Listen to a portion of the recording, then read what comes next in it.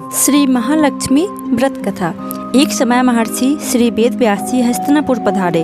उनका आगमन सुन महाराज धृतराष्ट्र उनको आदर सहित राजमहल में ले गए। स्वर्ण सिंहासन पर विराजमान कर चरणोदक ले उनका पूजन किया।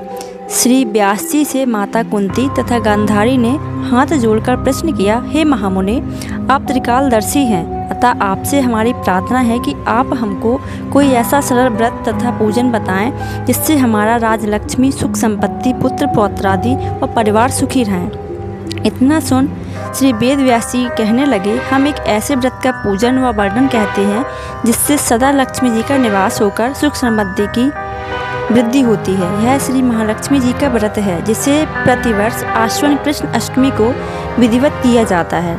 हे महामुने, इस व्रत की विधि हमें विस्तार पूर्वक बताने की कृपा करें। तब व्यास जी बोले, हे देवी, यह व्रत भाद्रपद शुक्ल अष्टमी से प्रारंभ किया जाता है।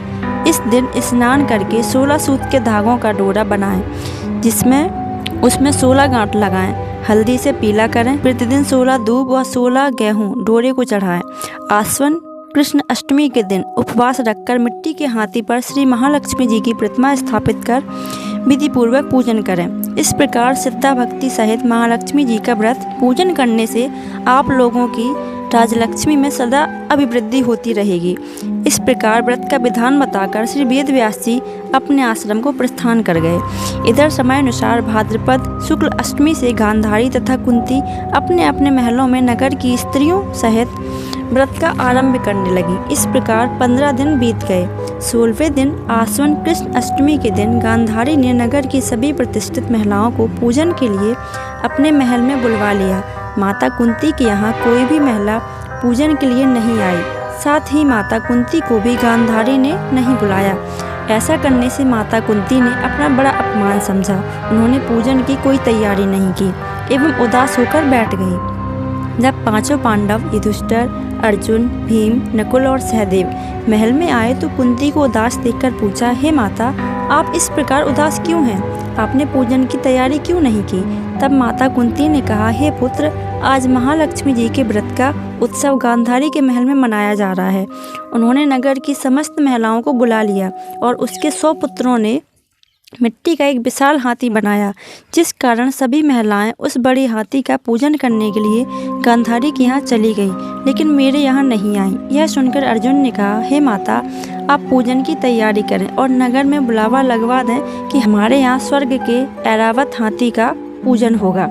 इधर माता कुंती ने नगर में ढिढोरा पिटवा दिया और पूजा की विशाल तैयारी होने लगी। उधर अर्जुन ने बाण के द्वारा स्वर्ग से ऐरावत हाथी को बुला लिया। इधर सारे नगर में शोर मच गया कि कुंती के महल में स्वर्ग से इंद्र का ऐरावत हाथी पृथ्वी पर उतारकर पूजा जाएगा। समाचार को सुनकर नगर के सभी नर नारी, बालक एवं वृद्धों की भीड़ एकत्र होने लगी। उधर गांधारी के महल में हलचल मच गई। वहां एकत्र हुई सभी महिलाएं अपनी अपनी थालियां लेकर कुंती के महल की ओर जाने लगी। देखते ही देखते कुंती का सारा महल भर गया। माता कुंती ने ऐरावत को खड़ा करने हेतु अनेक रंगों के चौक पुरवाकर नवीन रेशमी वस्त्र बिछवा दिए। नगरवासी स्वागत की तैयारी में फूलमाला, अबीर, गुलाल, केसर हाथों में लिए पंक्तिबद्ध खड़े थे। जब स्वर्ग से ऐरावत हाथी पृथ्वी पर उतरने लगा तो उसके आभूषणों की ध्वनि गूंजने लगी। ऐरावत के दर्शन होते ही जय जयकार के नारे लगने लगे। सायंकाल के समय इंद्र का भेजा हुआ हाथी ऐरावत माता कुंती के भवन के चौक पर उतर आया। तब सब नर नारियों ने पुष्पमाला, अबीर, गुलाल, केसर आदि सुगंधित पदार्थ चढ़ाकर उसका स्वागत किया। राज पुरोहित द्वारा ऐरावत पर महालक्ष्मी जी की मूर्ति स्थापित करके वेद मंत्रोच्चारण द्वारा पूजन किया गया। नगरवासियों ने भी महालक्ष्मी पूजन किया। फिर अनेक प्रकार के पकवान लेकर ऐरावत को खिलाए और यमुना का जल उसे पिलाया गया। राज पुरोहित द्वारा स्वस्ति वाचन करके महिलाओं द्वारा महालक्ष्मी का पूजन कराया गया। 16 गांठों वाला डोरा लक्ष्मी जी को चढ़ाकर अपने अपने हाथों में बांध लिया। ब्राह्मण को भोजन कराया गया। दक्षिणा के रूप में स्वर्ण आभूषण, वस्त्र आदि दिया गया। तत्पश्चात महिलाओं ने मिलकर मधुर संगीत लहरियों के साथ भजन कीर्तन कर संपूर्ण रात्रि महालक्ष्मी व्रत का जागरण किया।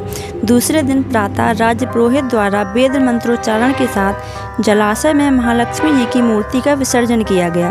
फिर ऐरावत को विदा करके इंद्रलोक को भेज दिया गया। इस प्रकार जो स्त्रियां श्री महालक्ष्मी जी का विधि पूर्वक व्रत एवं पूजन करती हैं उनके घर धन धान्य से पूर्ण रहते हैं तथा उनके घर में महालक्ष्मी जी सदा निवास करती हैं।